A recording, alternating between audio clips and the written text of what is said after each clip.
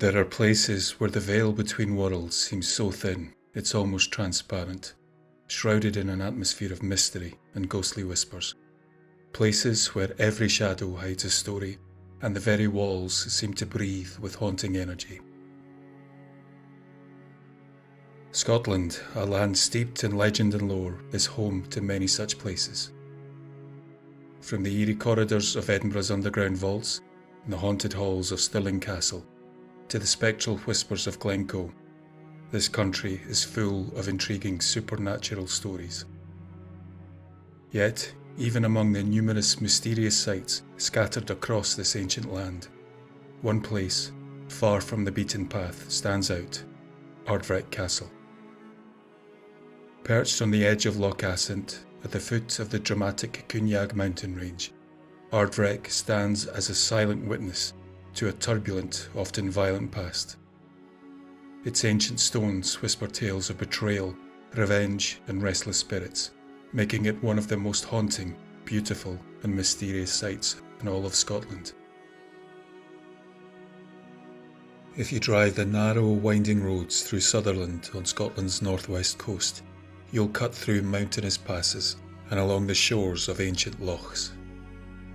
After about 25 miles north from the coastal village of Ullapool, you'll soon see the stark ruins of Ardvreck Castle, emerging from the rugged landscape, pointing like a solitary stone finger towards the sky.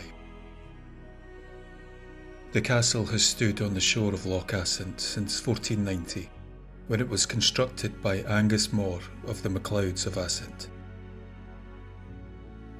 In the late 16th century, Donald Ban IX added an imposing stone tower, vaulted cellars with gun loops, and a vault above the once magnificent Great Hall. Once fully completed, the castle was a grand L-plan fortified tower house, 3 to 4 stories high. In the early 15th century, Roderick MacLeod of the Lewis granted the lands of Assynt to his younger son, Taramad, in vassalage. Taramad became the founder of the MacLeods of Assynt, a branch of the MacLeod clan. In the 16th century, the MacLeods of Assynt supported the Mackays of Aberach, a branch of the clan Mackay, in a bitter feud against their chief, Hussein de Mackay, 13th of Strathnaver. During this feud, the MacLeods of Assynt fought against the clan gun at the Battle of Lechmelm in 1586. Later the MacLeods sided with Hussein de Mackay in a feud against the Earl of Caithness. At their height, Clan MacLeod was one of the most dominant Highland clans, commanding extensive territories in the Scottish Highlands, including the Isle of Skye and parts of the northern mainland, and exerting considerable influence through their robust clan structure and strategic alliances. In 1528, John MacLeod of the Lewis supported his half-brother, Donald Cruamachs MacDonald of Sleat, who had seized the lands of Trotternish from the MacLeods of Harris and Dunvegan.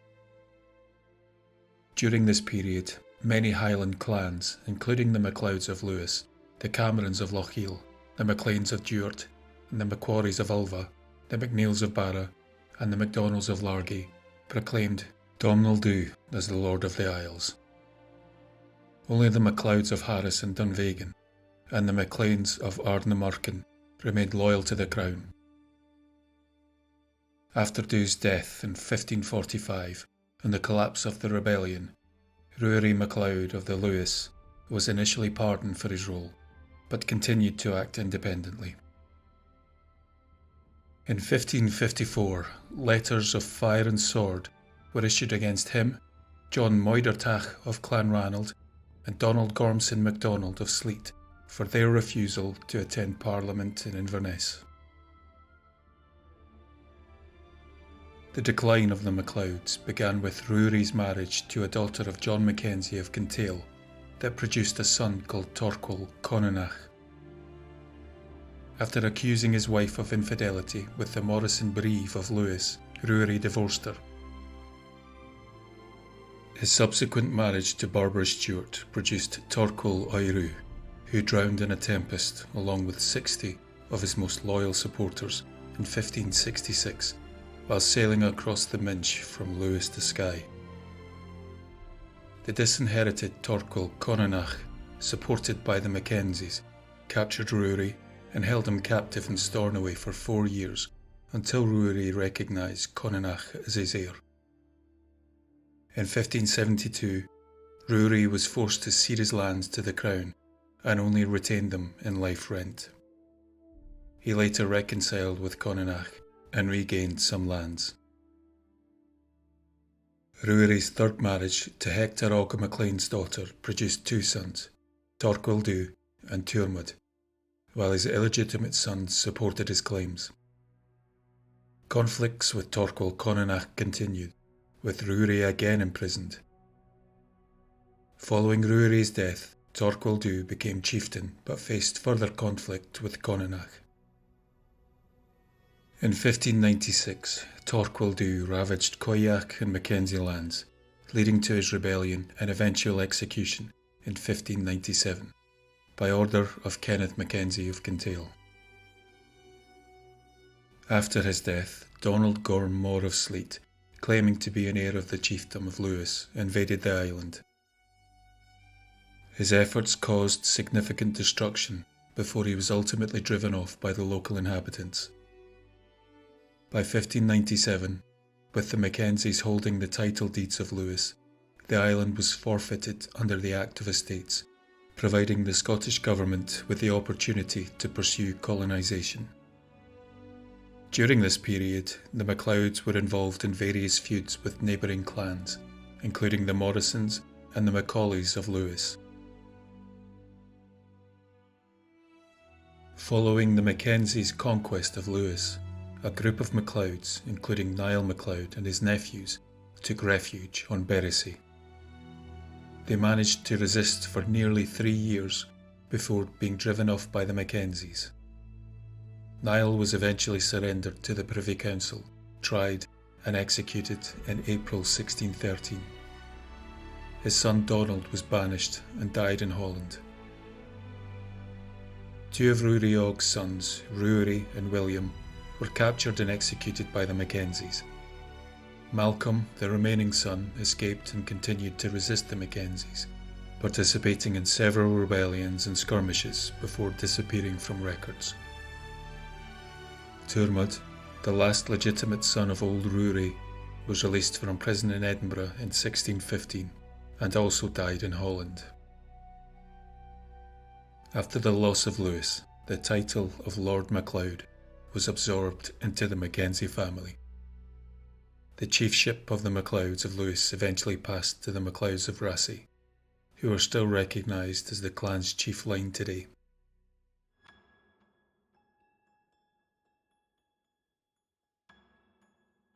The construction of Ardvreck Castle is shrouded in a mystery befitting its dramatic landscape. Legends whisper of deals made in the shadows, hinting at a Faustian pact to raise the castle walls. It's said that the laird struck a deal with the devil, who, true to his nature, never does anything for free. He offered his assistance in exchange for the ultimate prize, the laird's soul. However, the laird, being a canny man, saw an opportunity for free labour and something far more valuable, and something he'd always longed for, immortality. Not prepared to put himself at risk, negotiations stalled and the deal was about to fall apart. But as fate would have it, the laird's daughter, Eimhir, a woman of noted beauty and grace, walked into the room. From the very moment the devil saw her, he was captivated. His eyes followed her every move and he seized his chance. He offered to build the castle, but on the condition that he could marry Eimhir. The laird, seeing a way out, agreed. The deal was made, the castle was completed, and the wedding took place. Tragically, Eimhir, like many women of noble birth at the time, had no say in her marriage, and she resisted as much as she could, but in the end was forced into this unhappy and unholy arrangement. It wasn't long before the truth behind why her father was so insistent in the marriage came out. The night before the wedding, the weight of his conscience became unbearable for MacLeod. As he paced the cold stone floors of Ardvreck Castle, the harsh truth gnawed at him, refusing to let him sleep. At last, he steeled himself and sought out his daughter. He soon found her in her chamber, seated by the window, staring out into the dark, stormy night. Eimhir. MacLeod's voice was heavy with regret as he approached her. She turned slowly, her eyes red from a sleepless night of anticipation. "Father," she said quietly, sensing the gravity in his tone. MacLeod took a deep breath. "There's something you need to know before the wedding tomorrow. You're betrothed. He's not who you think he is. The truth is, he's known as the devil." Eimhir's face went pale, her lips trembling. "What are you saying? This can't be true." She stood up, her chair scraping harshly against the stone floor. "I wish I could say otherwise," MacLeod admitted, his own voice breaking. "But I've seen his true nature. He's not a man of honour, but of dark and cruel intentions." Her hands clutched at her chest as if trying to hold her heart in place. "Why did you not tell me before? How could you let this happen?" Her voice rose with a mixture of anger and despair. I didn't know how to tell you," MacLeod said, his eyes pleading. Eimhir's face crumbled as the enormity of her father's betrayal sank in. Tears streamed down her face and she sank to her knees, her sobs echoing off the cold walls of her chamber. "Tomorrow, I would have been a prisoner," she choked out. MacLeod knelt beside her, trying to offer comfort. "I'm so sorry, Eimhir. I've made a terrible mistake." Eimhir shook her head, her resolve hardening despite her tears. "No, there's no way out. If I'm to be given to him, then I will not go willingly." Before MacLeod could respond, she stood up abruptly, her face set in grim determination. Without another word, she fled the room, her footsteps echoing down the castle's dimly lit corridors. MacLeod tried to follow, but he was too late. By the time he reached the tower, Eimhir had already climbed to the top. He saw her silhouette against the stormy sky, her figure poised on the edge. He shouted for her to stop, but the wind carried his voice away. With one last sorrowful glance at her father, Eimhir leapt from the tower, her white gown billowing like a ghost in the night. The splash of her fall into Loch Assynt was barely audible over the roar of the storm. MacLeod staggered back, devastated, unable to believe what he'd just witnessed. The night sky seemed to echo with the fury of his daughter's sacrifice. It said that the storm that night was the manifestation of her anguish, a tempest that raged on as if nature itself mourned her tragic fate. In the weeks following her death, MacLeod was a broken man, consumed by guilt and sorrow. He wandered the halls of Ardvreck Castle, his eyes hollow and his heart heavy with the burden of his actions. The villagers spoke in hushed tones of how the once proud laird became a shadow of his former self, tormented by the memory of Eimhir's last moments. As the days turned into nights, whispers began to spread among those living near Loch Assynt. They claimed to have seen a spectral figure, draped in white, walking the shores of the loch. Some said it was Eimhir, her spirit unable to find peace, forever bound to the waters that claimed her life. Others believed it was a warning, a reminder of the tragedy that had befallen the MacLeod clan. The sightings became a common tale, with many swearing that they'd seen her ghostly form gliding silently along the water's edge, her mournful eyes reflecting the endless sorrow of a soul denied rest.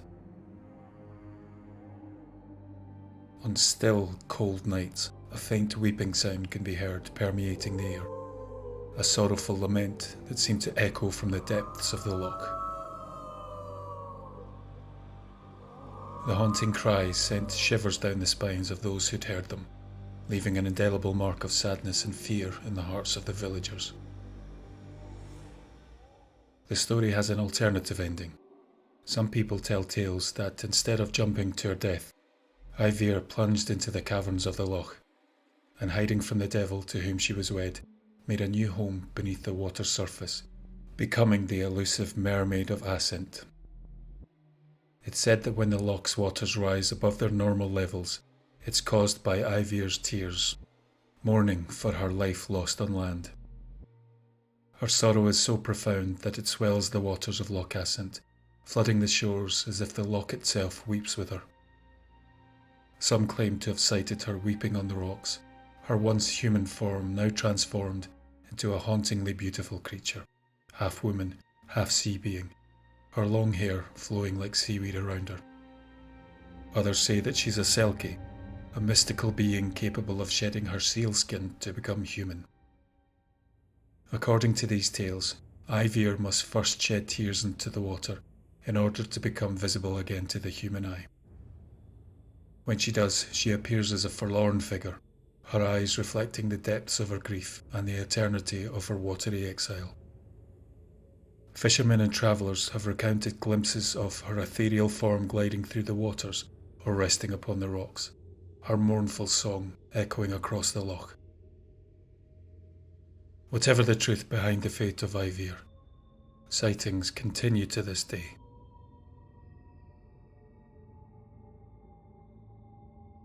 Although it now gives the appearance of a castle plagued by conflict, Ardvreck's existence was relatively peaceful until the mid-1600s. During the Wars of the Three Kingdoms, after the Battle of Carbisdale on the 27th of April, 1650, the Royalists led by James Graham, the first Marquess of Montrose, suffered a crushing defeat at the hands of the Covenanters.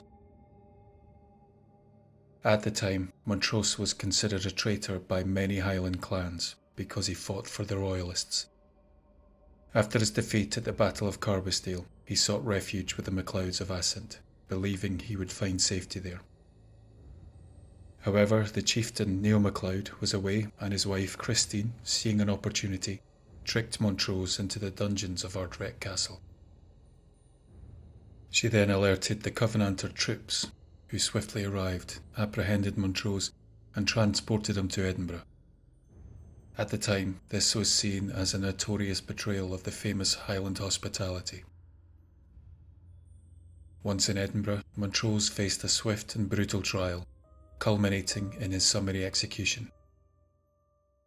His capture and death marked a tragic end to his efforts, and a grim reminder of the treacherous and turbulent times. Shortly after the execution of Montrose, sightings of the ghostly figure of a man began to surface among residents of the castle and those who lived close by. Those who dared to venture near the castle at night reported seeing the ghostly apparition standing within the tower, his figure silhouetted against the crumbling walls. He appears to stare blankly at the ground, as if lost in contemplation or consumed by an unending sorrow. The air grows cold and heavy in his presence, and an unsettling silence pervades the area. The connection between this ghostly figure and the betrayal of Montrose is deeply ingrained in local folklore. Some believe that the spirit is Montrose himself, eternally bound to the place where he was deceived and captured. The betrayal by the MacLeods, especially the cunning actions of the chieftain's wife, left a mark on Montrose's spirit, condemning him to wander the castle's grounds in a state of perpetual unrest. A few speculate that the ghost might be Neil MacLeod, the chieftain who returned to find his guest imprisoned and ultimately handed over to the Covenanters.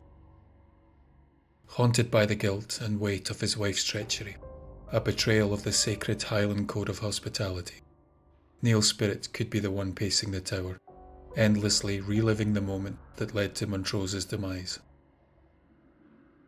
Witnesses have described hearing soft whispers and anguished sighs echoing through the halls of the castle, particularly on stormy nights. Some claim to have seen the figure raise his head, revealing a face etched with despair before fading into the shadows. The castle's ruins, once a place of refuge and safety, now stand as a monument to treachery and sorrow, haunted by the restless spirit connected to Montrose's tragic fate. The tale of the grey figure continues to be told around hearths and campfires, a chilling reminder of the castle's dark history. Whether it's Montrose, MacLeod, or another tormented soul, the ghost of Ardvreck Castle remains a poignant symbol of the enduring consequences of betrayal and the lingering echoes of a turbulent past. As the centuries have passed, Ardvreck Castle remains a silent sentinel overlooking the windswept shores of Loch Assynt, its crumbling stones whispering tales of honour, betrayal, and unyielding sorrow. The once grand edifice, now a mere skeleton of its former self, rises starkly against the rugged landscape, its weathered turrets and broken battlements a testament to the passage of time.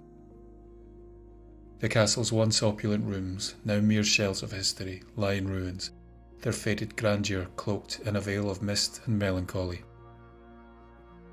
The remnants of its architecture, partially submerged in creeping ivy and moss, speaking of a time long gone, while the shifting shadows of twilight cast haunting patterns across the desolate stonework.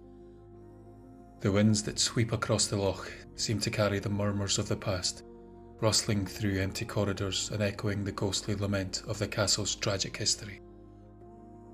Despite the decay, the spirits of the past refuse to fade into obscurity.